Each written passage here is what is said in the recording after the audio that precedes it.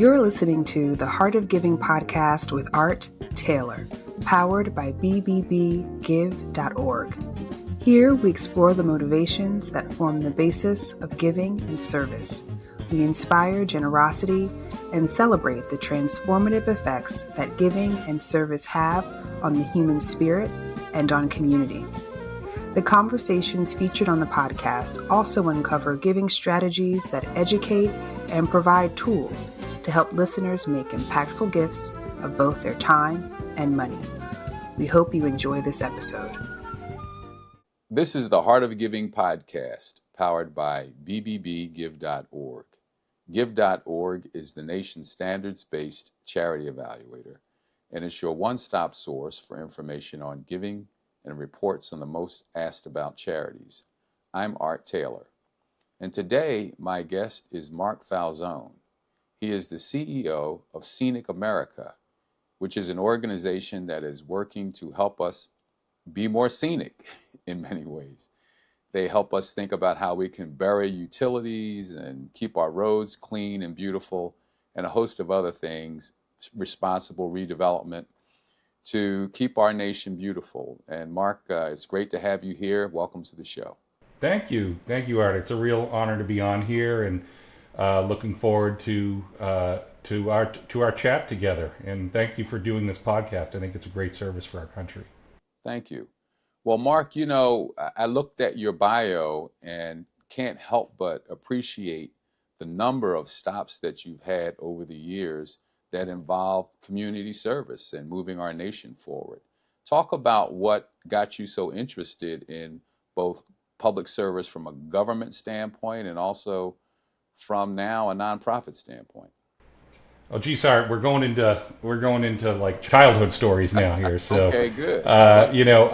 It's funny you say that because, I was talking to somebody the other day, and one of the things I'm really proud of with my career is that, I've really had a career dedicated to public service. So that's something that's really does, it's something I'm really proud of, and it's as part of who I am. So I remember, as a real small kid growing up in Massachusetts, whenever somebody would ask you, oh, what do you want to do when you grow up? My sort of mother had me brainwashed that I wanted to be a doctor. Like every good mother wants their, daughters and sons to be a doctor or a lawyer or something like that, right?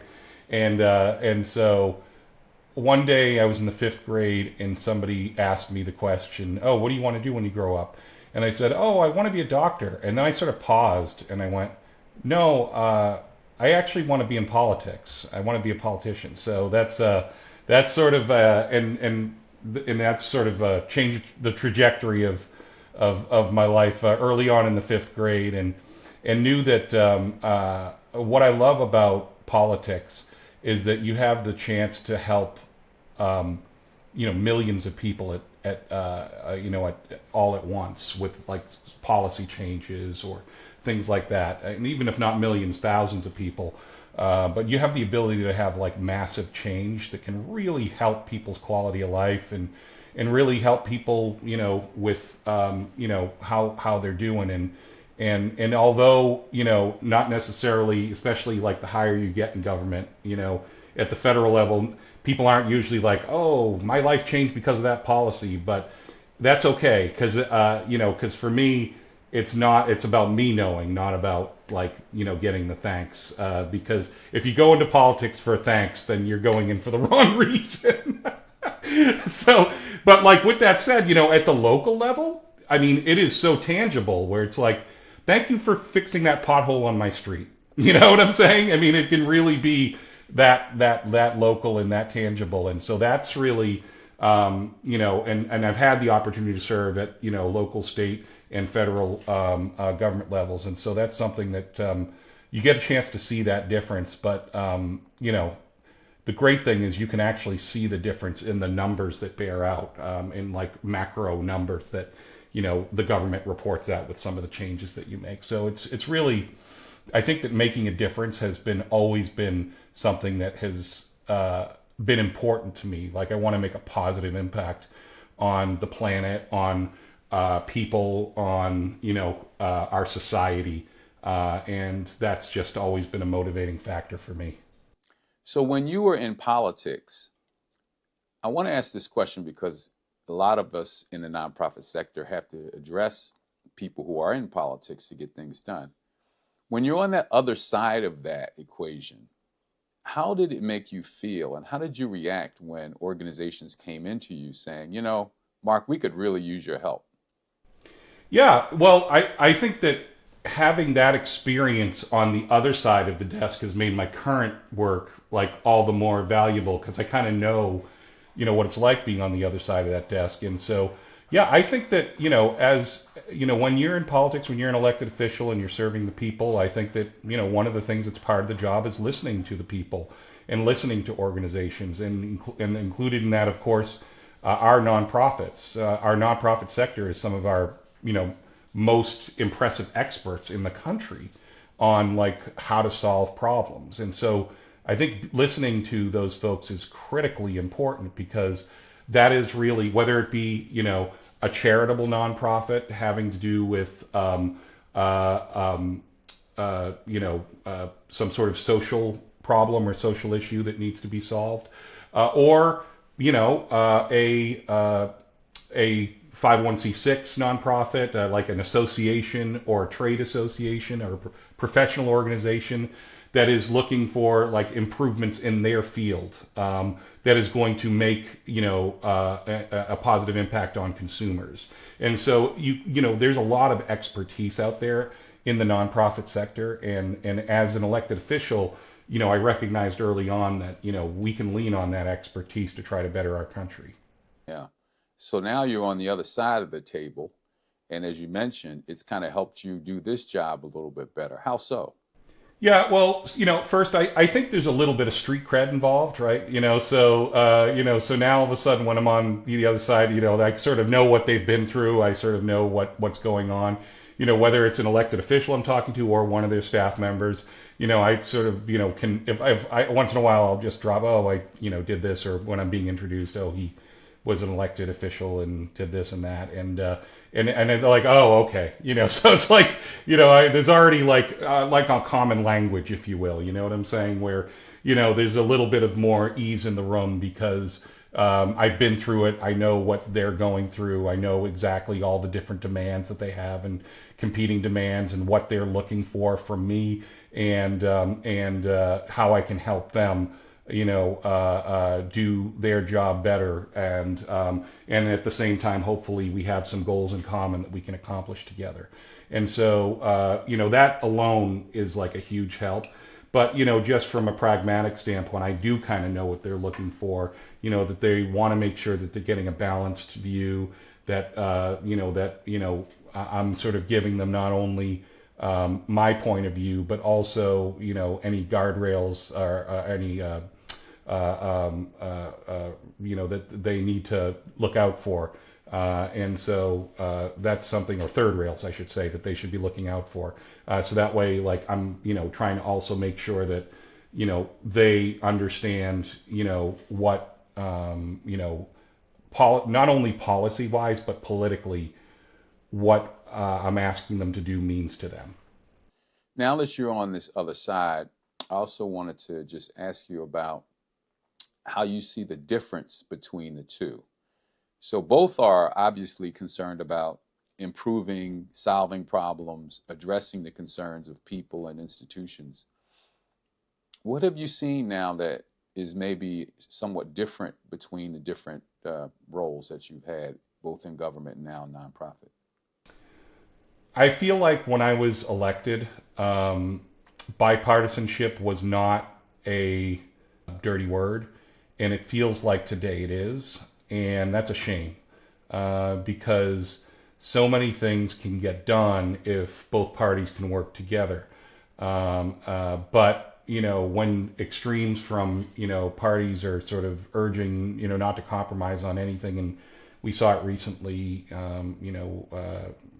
with the border wall deal, that we actually had compromise in Congress, and then it sort of fell apart because it became a political issue. That can be problematic, and that's really tough because at that point you're governing, and this is not new, but you're governing on a 2-year election cycle, and then everything becomes a political football and not a solution. And so that's something that I feel like has gotten worse. I feel like it started to drift in the 90s this way. I go back to, like, if you look back in history and you look at somebody like Tip O'Neill from my native home state, who like used to play poker with, he was a Democratic Speaker of the House, played poker with Republicans, socialized with them, and so one of the things that he really felt was important is that, like, we can disagree when we're on the chamber floor, but outside of the chambers, let's like socialize, get together, because we want to be able to solve problems for the country together, and it's going to take both parties to do that. And I feel like some of that's been lost, starting probably in the 90s. There's been an erosion of that, where it's more about like what's best for the next election, not necessarily what's best for the country, and that can be problematic. Well, now that you're in the nonprofit world, you have some other opportunities, though, especially given that your work extends literally across the country. And, so much of our society, as you mentioned, is subjected to this polarization and this toxic, you're either this or that. It would seem to me that the work you're doing has a common interest to it. And you have this great opportunity through your work to maybe link people of different communities and backgrounds to this common mission of simply beautifying our roads. And let's get utilities buried. Let's come up with reasonable policies for redevelopment, although I guess that's a pretty tricky one. But you have some opportunities, I think. What do you think about that? Yeah, absolutely. So Scenic America, where I've been the president and CEO at Scenic America for 7.5 years, really proud of the work we do. And it really is a bipartisan organization. Our mission is to preserve and enhance the visual character and scenic beauty of our country. And so, we love parks and open space. We love scenic byways. We don't like billboards. We'd like to see overhead wires go underground, and we'd like to see good principles in placemaking across the country. So those are the issues, the core issues that we really work on. And I'm really excited that, basically we are advocating that every American should have the opportunity to live, work, and play in a beautiful place, right? And so that's really important because it's good for mental health. It's good for physical health. Like, if people live in a neighborhood that's beautiful, they're going to get out more often, and they're going to walk, or they'll run, or, they'll exercise more is the point. Whereas if like you live in an area that, is kind of run down, not so great, you're not going to want to be outside as much. And everybody has this opportunity. We can get this done. And we do tend to have, we are a very bipartisan organization because honestly, at the end of the day, who wouldn't be in favor of beautiful, a beautiful America Maybe to people live, work, who and like play? billboards. Well, yes. Okay. So, yes, perhaps the billboard industry they don't like us, but we've also been incredibly effective. Over the last 4 years, there are 20,000 fewer billboards in the country. And that's, of course, due to a lot of the work we're doing. So we're really appreciate that. And, the irony is there would be no billboard industry if not for the public investment in the road and in the infrastructure, right? So, I think it's reasonable that we have certain limitations on how that does get monetized, considering it all stems from the public sector investment. But that's really interesting, though, on the billboard thing. Do you have like a number or some kind of equation that you put toward pulp? You're not saying let's eliminate all billboards. You're saying let's do it in a more beauticious way, or a way that takes into account the need to keep some places free of that. What is your approach to that? Well, it really depends on the area. Like there are 4 states that have an out and out ban on billboards. Really? Wow, Yes, I didn't know there are that. 4 states where you will not find a single billboard, Wow, and that surprises a lot of people because a yeah, lot of that's people just sort surprising. of assume it's a part of life, and it doesn't have to be a part of life. And so Those four states are Vermont, Maine, Alaska, and Hawaii. All states known for their scenic beauty, right? Yeah. Yeah. And so there is, you talk about an equation that is like part of an equation of how to make your community more beautiful is to not have billboards. Now, we're not suggesting that there shouldn't be billboards in Times Square, Right. because that's actually quite an Part of appropriate the place character. Yeah. Yeah. for billboards. It's part of the character, as you just said, Art. And that to us is like the most important thing: is what's the context? What Yeah. is the character of the community? What is the context? And we want to make sure that every solution we come up with is context sensitive.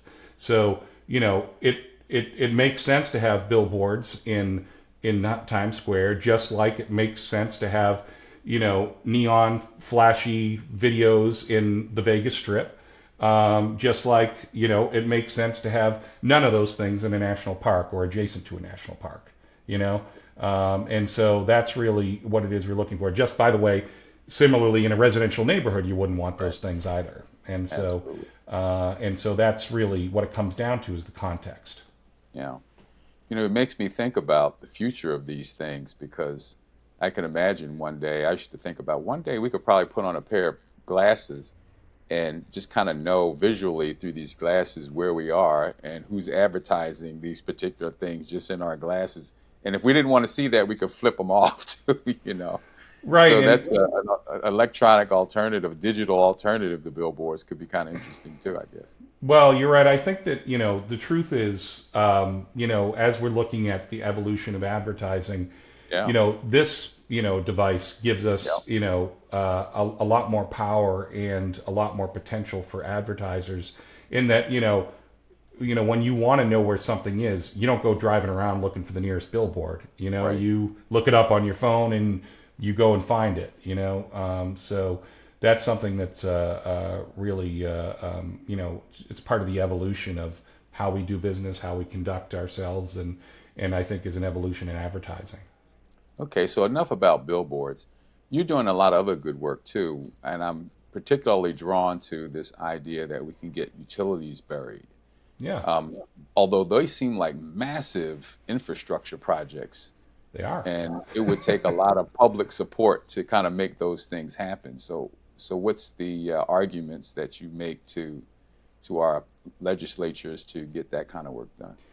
Yeah, so we were lucky in that I say lucky. We did a lot of hard work, and in getting several $billion set aside in the Infrastructure Investment and Jobs Act, to help with trying to make sure we make our utility grid resilient. So resilience is something that's really important. And we talk about our a lot of the work around undergrounding utility wires in terms of resilience and in terms of safety. So Hmm. look, I think everybody knows about all the wildfires that have happened Yeah. in the West and particularly in California, and some of this was caused by utility wires that had arcing electricity that jump to a tree and then the wildfire starts. And Yeah. so that's really something that is critical. And what's important is that we want to get as many of these wires underground. For safety. There's obviously there's the fire safety reason. There's also the resiliency. I mean, think about when the power goes out in whether it's a wildfire or a snowstorm or a hurricane or a tornado, like you name the natural disaster, your part of the country has it, right? Yeah. And so ice storms, I mean, you name it, something's going to make the power go out at some point, right? And think about it if all of a sudden we lived in a country where we didn't have to have the power go out when all of these things happen. Think of the lives that would be saved Yeah. through the power not going out.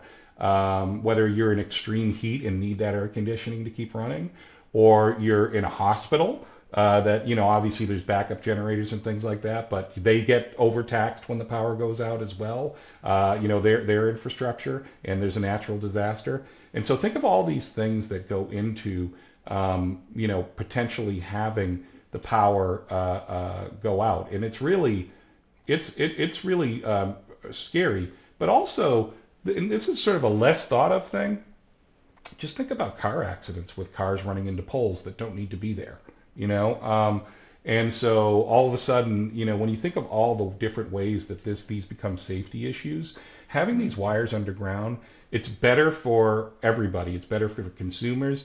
The economic downtime that happens, I mean, when the power goes out, the economy basically stops, Yeah. for wherever the power is out for. Just think of the trillions of dollars in lost economic activity when the power goes out. And so that's what we need to start thinking about, is the opportunity cost of losing when the power goes out.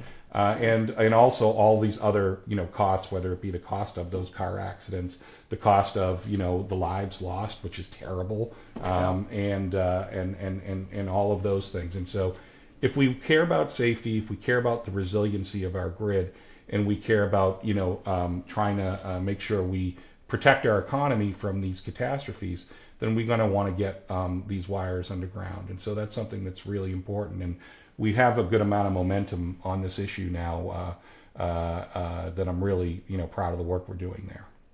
On the issue of redevelopment or Mm-hmm. development, I guess I should say, I know you're Mm-hmm. working on that too. Yeah. What are some of the challenges that communities are facing nowadays? I can tell you one that I'm facing. Sure. In my little neighborhood, Sure. we have these farms around us that are, now being developed, and some of us are not too thrilled about that because we'd rather have it rural and bucolic. But we Right. also recognize that there's a challenge that people have getting housing, and especially if it's low income, you can't really find enough of it. So there's this real debate, I guess, we have in how we develop responsibly, right? What are some of the issues that you're confronting now, and how are you beginning to address some of that? I think that's when we talk about placemaking and Yeah. having good principles in placemaking, that's really what that comes down to.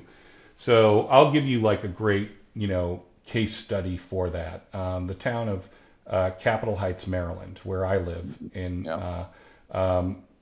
there is a main street called Central Avenue, which, by the way, Capitol Heights is directly east of Washington, D.C. Yeah. So if you were to take East Capitol Street and keep going east, it would become Central Avenue. Mm-hmm. For the listeners who don't know the D.C. area. Yeah. And so, but Central Avenue is like not in great shape. I mean, it's kind of blighted. It's kind of ugly. There's these large utility poles lining it that really make it seem ominous. The development is kind of old and a little bit decrepit.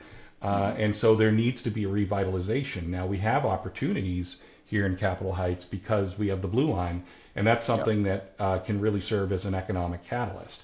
And so when we look at a place like Capitol Heights, what we want to do is start, investing in things like, development around the metro stops and also development along Central Avenue. That's going to be like the anchor for this area economically. And so what that means is Capitol Heights can be both a part of the solution for the housing crisis in the DC region, and at the same time can use that to better its own our own economic situation. So one of the things that in our area would make sense is sort of dense high-rise housing. Let's say 7, 8 stories, something like that. Where along Central Avenue, especially along like major corners and intersections, and also especially near the metro, because we want to make this a vibrant, walkable community. And that means you're going to want to be able to walk to the metro. You're going to want to be able to walk to, supermarkets and restaurants and sort of everything like that. So that way, that's how you start to get the vibrancy of a community going. Is you need to invest in things like that. And so for a place like Capitol Heights, that's where that housing should be going, is making sure that we have that developed in a responsible way, that makes sense. Now, it's not easy to do that, and you need a lot of coordination from a lot of different players, including state government, local government, No doubt federal government would be pitching in some funding to it. You also need the neighbors bought in, right? Because not everybody necessarily thinks that like having um, an eight Right. story apartment building or condominium is like a good idea. But when you start saying to them, well, would you like a supermarket in your neighborhood? And they're like, oh, yeah, I mean, we desperately need a supermarket. I said, well, this is the type of development that's going to attract a supermarket as well. Yeah. Yeah. And so once we start talking about it like that, in terms of like, we're trying to make this community better, then all of a sudden you start to see buy-in because it's not so much about, a big bad apartment building. And you want to make sure, by the way, it's a mix of like affordable and also market rate. So that way, there's accessibility to folks, but at the same time, there's like a higher investment. You want diversity of income, coming into a neighborhood. And so there's all sorts of things that go into this that probably, are more economically focused than scenic focused Yeah. in many ways. But at the same time, if you have a beautiful development, you're going to attract people that are going to want to come in and invest in your community, and that's something that at the end of the day is the most important thing, and that's why Scenic America is so much about quality of life. And Yeah. so that's really how we look at projects like that in order to develop an area. And Scenic America is a little different from some environmental organizations in that we're not opposed to development. We're Okay. opposed to bad development, right? Right. So we don't if that same busy intersection where we'd like to see the high-rise condo, do not put a gas station on that corner because that's not going to help you, right? Right. That's just a terrible use of land. I'm not Right. saying you can't have a gas station somewhere, but don't put it on that prominent corner because that's where you need to put your high-rise residential. And hopefully have mixed use where you have retail on the bottom. Maybe you do have a supermarket mixed in there with that as well. So, but yeah, that's how we look at it. Fantastic. Well, I'm smiling partly because it seems that you're getting so much joy out of this. Not just interview, of course, but the work that you're Well, doing. Art, this is the best. This has been the highlight of my day, Art. Well, I'm glad to hear that. But not everything we do gives us that much fun. But I'm looking at you and I'm just saying, wow, he's really into this. He's a guy who's been in politics and he's been a state legislature. And I have a friend who's a state senator. He loves it too, but his wife is sometimes, we got people coming to our door at the middle of the night. I don't know if I'm really cool with that. But Yeah. you're doing something now that it really feels like is bringing you a lot of satisfaction. It's something that you're obviously good at. You're obviously well informed, and you believe in it. And was this something that came to you kind of serendipitously, or was this like a planned thing? How did you end up here?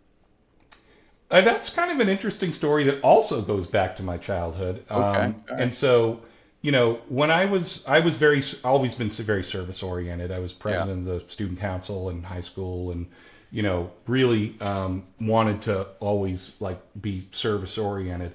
And so, when I was a teenager, I joined this local nonprofit in my hometown, and it was an environmental nonprofit. And one of the main things they worked on was the town sign ordinance, mm, and trying to tighten up so that way like there weren't too many like ugly signs and stuff like that. yeah, And so that was like the first nonprofit board I ever served on, okay, way back when. And now bring it forward, I feel like that my current job is a full circle moment to that, where I'm working on sign ordinances, yeah, across the country. So it's been really one of those full circle moments that I feel like I've been preparing for this job my whole life, where between that experience and of course my experience in politics and elected life and nonprofit leadership and management, like that they were all leading to this moment. So it's funny. I would not change my path one bit. I've learned so much every stop along the way, and it just seems like they all sort of every experience builds on the next. Well, Mark, look, I want to thank you for being a part of this. Thank you for joining the show and giving us a bit about you and the work that you're doing. I'm going to have to call you about what's happening in our community and just give you. That's fine. That's No, I'll fine. give you a call and just see what insight I can get from you on your work and Oh, of how we can course. deal with what we're doing here. But And go ahead. and No, no.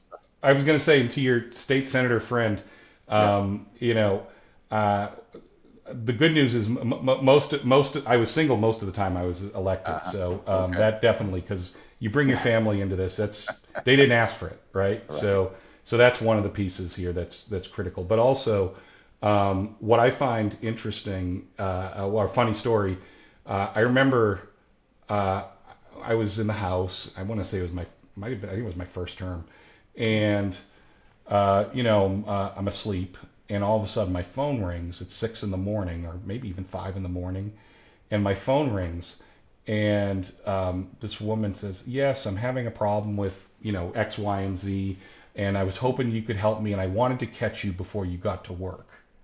Wow. And I remember thinking, "Lady, you are my work."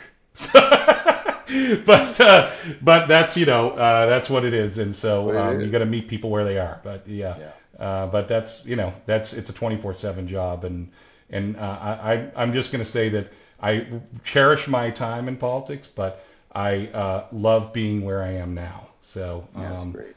yeah. Oh, great.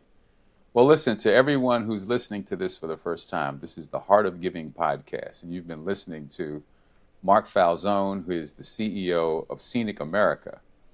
And if you want to, you can subscribe to this podcast. I hope you do. We come out with a new episode every week, and I hope you will subscribe and check us out as we issue these new episodes. And if you want to support the podcast, you can do that by going to give.org, which is the website of the BBB Wise Giving Alliance, which also powers the Heart of Giving podcast. So I thank you again for listening, and I hope we see you back here next week. You've just listened to the Heart of Giving podcast with Art Taylor. Be sure to tune in next time for a brand new episode. To listen to our other interviews, visit heartgiving.podbean.com. That's heartgiving.podbean.com. Subscribe to our show on major podcast platforms. The thoughts and opinions expressed on this podcast are the views and opinions of the guests, not those of the BBB Wise Giving Alliance or program affiliates. This podcast is for information and educational purposes only and is copyrighted with all rights reserved. This podcast is protected by Podbean's terms of service.